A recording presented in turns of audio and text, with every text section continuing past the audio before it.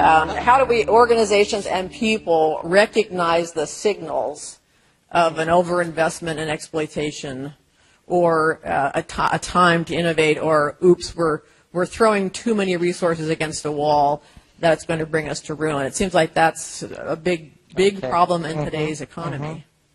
Yeah. There's a clue, I think, in another thing that Roger talked about when he was up here, this idea of constantly tweaking.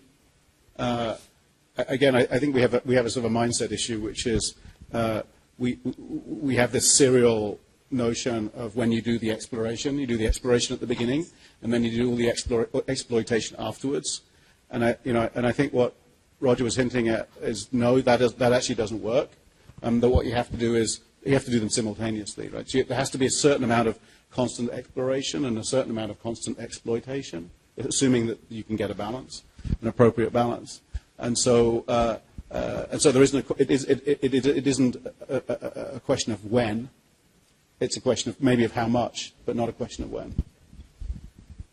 Yeah, well, I was thinking about your original question, and I think we've established a number of reasons or forces that lead the following to be profoundly true, which is that exploitation tends, in organizations and in society, to crowd out exploration, right? And we need more of a balance, and yet the inexorable forces are always pushing us to value the fruits of exploitation and not to stop. And I think that it's also the case. There's variations on that fundamental insight, and hard trumps soft, right?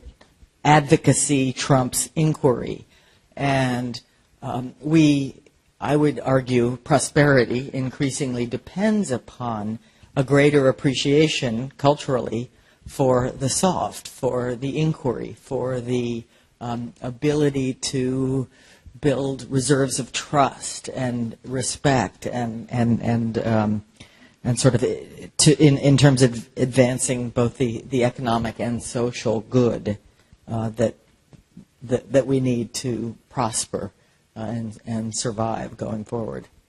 Whatever knowledge is there, we tend to immediately default to an assumption that that knowledge is useful.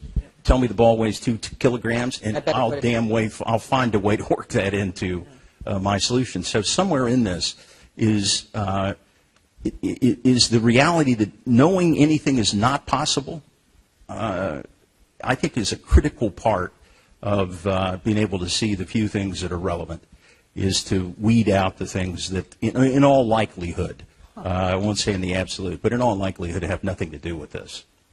And that, to me, is a hell of a balancing act.